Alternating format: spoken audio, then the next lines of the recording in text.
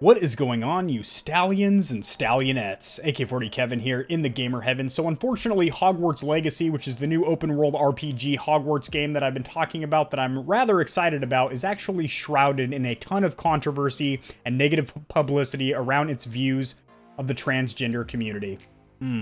Let's talk about it.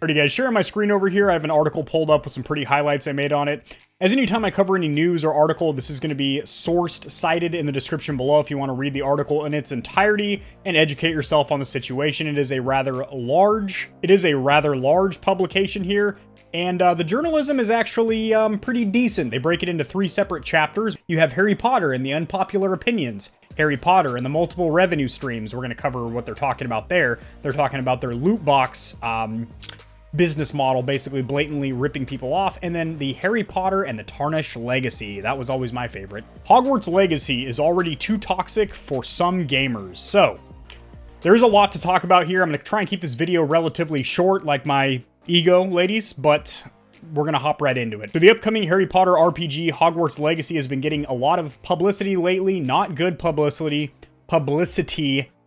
following the resignation of lead designer Troy Leavitt.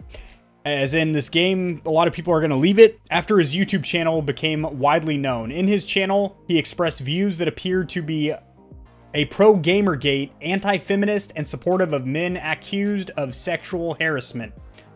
Not good stuff here, buddy. Not good stuff. It's not the first PR problem for the game, and some gamers are now vowing to boycott Harry Potter Legacy altogether. The popular gaming forum Resetera, who I have used in previous news videos, they are a pretty popular gaming news outlet, has announced a total ban on threads promoting media for the game. No trailers, official announcements, hype threads, fluff pieces about its features. And what does this mean for the game's commercial prospects and the gamers who feel the long-awaited Harry Potter RPG has become too toxic? That's too hot. Too toxic to touch.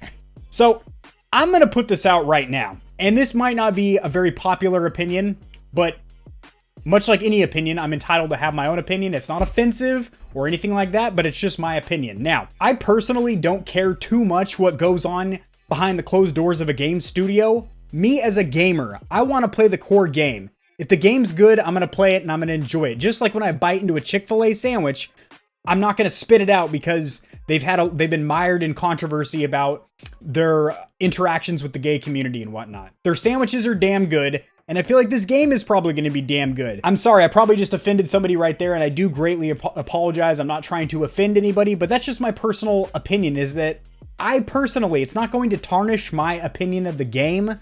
I'm not going to be thinking about that while I'm playing the game. Now, it wasn't supposed to be like this. Hogwarts Legacy was going to undo the often spotty reputation of HP games, which have been veered between flimsy film tie-ins. So that's all the way back to the PlayStation 1 and PS2, where a lot of the games didn't really follow the actual storyline or plot of the movies, and mobile cash grabs. So they had a really savage loot box mentality where you would get, pay to play or just buying mystery loot boxes and get Jack S and be wasting your money. So that's really crappy. UK's Guardian newspaper called the review of the iOS game Hogwarts Mystery a shameless shakedown made borderline unplayable by its hyper-aggressive monetization. So this isn't blatantly illegal yet. I don't think there's any bills passed or anything like that, but I will say this is severely frowned upon, and it doesn't really exist as extensively as it used to because these get shut down. These operations get shut down immediately, like the whole pay to play. Now most of these things are like cosmetic upgrades and stuff like that. None of them have any effect on your characters. It doesn't buff or mod your character or anything like that.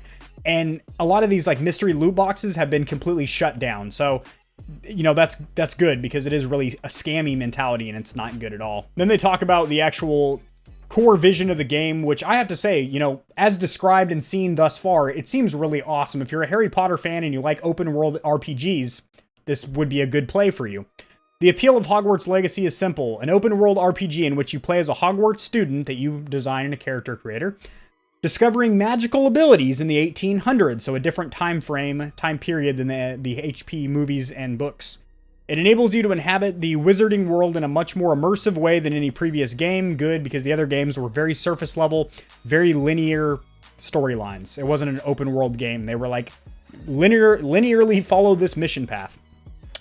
While the game reveals so far have been heavy on cutscenes, we haven't really seen a lot of gameplay.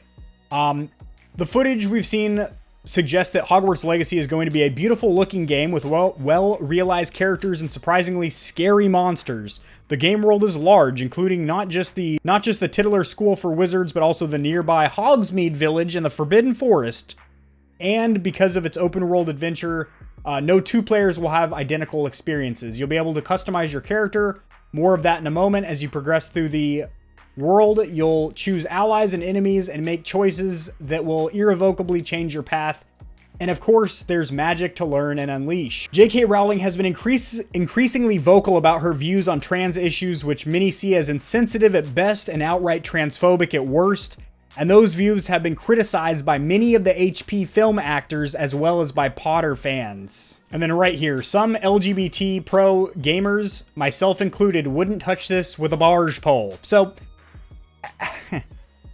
as a journalist, you have to maintain some kind of a neutral standpoint. You're not really supposed to, this is kind of journalism 101, you're not really supposed to put your personal perspective on your pieces. Now, that's different with what I'm doing right now with YouTube, obviously, because this is new media. When you're part of a media outpost like TechRadar, a major media platform, that's still technically legacy media, just like a news network like Fox or NBC, where they're just supposed to give you, I know this certainly isn't the case, but they're just supposed to give you blatant, unbiased, straightforward facts, right? And keep all their opinions separate. That's kind of the same thing because this is still legacy media being a journalistic platform. So clearly not happening here at TechRadar, but I'm not just my opinion. Not trying to offend here. The latest headlines around Hogwarts Legacy is about the character customization where you can customize the voice, body type, and gender placement for the school dormitories. So that's very good. They're being more inclusive. However, trans and non-binary people haven't exactly greeted the announcement with joy, and that's particularly because we've been here before. And they go into Cyberpunk 2077, which I do believe I covered as well. It's really difficult for these developers because they're not really able to please everyone. And the thing is, they are trying to be as open and inclusive for all groups of people as possible. But even when they do things like this, it's still not really appreciated or recognized. They're still like, well, that's not enough. Like, and you're not going to completely remold the entire game to be like the tale of a transgender boy or something like that. So they're really not going to win. Like, it doesn't matter what you do. The damage is already done. The PR damage is already done. So people like myself that don't really give a shit and just want to play the game because they care about the gameplay, they're gamers and they don't have any other side stuff going on. They're just gamers. They want to strictly play the game and they don't really care. Short of if you were forcing your developers at gunpoint to develop the game, fetch this hot 9 to your temple and I'm going to assault your wife, or you fucking write this code, gamer boy. That might be the threshold for me where I'm like, okay, you know, Megan Fox, I can try and get behind this, but I'm not going to be able to. And that would be the line for me probably. But, you know, stuff like this, like, see, and this is coming from somebody who is very, very progressive. I have homosexual friends. I have transgender friends.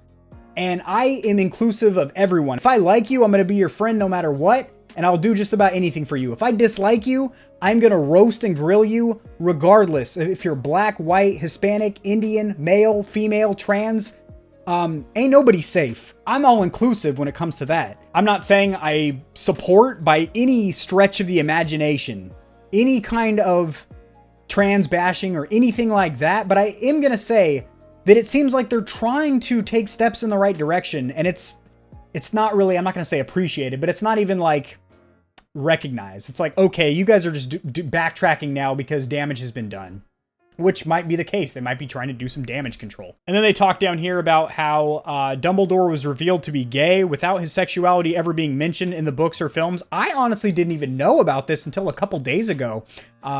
Came up in a conversation. I had no idea. And for me personally, I still love the movies. I still love the books. I don't care if Dumbledore likes to polish wands or get inside of a leaky cauldron. His preference behind the closed doors of his cabin or what is underneath his robes means nothing to me. I still like the lore and the fiction behind the Harry Potter series. That's all that matters to me. I don't really care if any of the characters are gay, straight, black, white.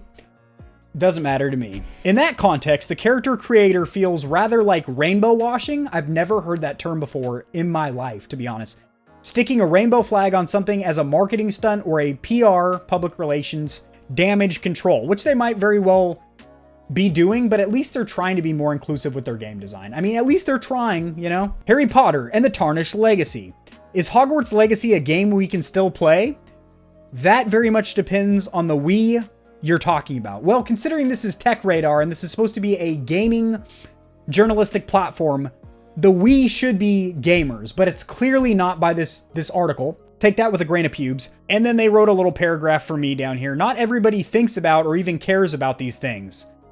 When a fan is happily browsing the Harry Potter merch in a fast fashion retailer, they don't usually ask whether it may have been stitched together by child labor in a sweatshop in Asia, which a lot of clothing has. Just FYI, just so you know. I think some trans gamers will play it too. Maybe they can separate the art from its creator, or maybe some of them will wait for the game to become available on Xbox Game Pass so they're not directly paying for it. That is a very valid point there.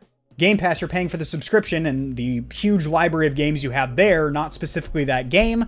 That also goes with PlayStation Now, but Game Pass is a superior, far superior platform when it comes to a game subscription service. That is linked down there in the description below if you want to check out Xbox Game Pass Ultimate, which does also come with EA Play and Xbox Live Gold. So for this gamer, trans woman, and parent of two young gamers who used to love the Harry Potter books, it's a hard nope for Hogwarts Legacy. So again, very, very upfront and spoken in this journalistic piece about her. I'm assuming that's her pronoun, doesn't really specify here, but about her opinion on the game. It's a hard no for her, and most likely will not allow her children who might have otherwise really enjoyed this game to play it as well. So this is much more of a spicy topic than I generally cover with my gaming news and whatnot, but it's something that I want to put out there as somebody that is still excited about the game and personally doesn't care too much about the public appearance of the company. Now, like I said, if they're straight up gay bashing or something like that, I would not buy this game. If they are being racist, sexist, and insensitive to any group of people, or they are treating their devs, you know, violently, like I pointed out that very, very graphic scenario earlier, obviously I would not play the game. But since this is all mild to moderate controversy around the game and I am still excited for the core gameplay, I am still going to play it. Now, if you are going to drop a comment down there in the section below, make sure that you are being as cordial as possible, even if you have strong opinions. Don't be offensive and do not degrade anyone or belittle anyone. That will not be tolerated on this channel in the slightest. You'll get bounced out of this club real quick. Even though this video was a rather unsavory topic, if you enjoyed it, it was informative and entertaining for you, liking the video helps to get seen by more people, helps me grow my little channel, which I greatly, greatly appreciate. Subscribe for more content like this. I cover a lot of news in the gaming community and industry, generally a lot more lighthearted topics. I also do a lot of tutorials helping you guys get set up streaming and YouTubing, and I'll see you guys in the next video. Peace.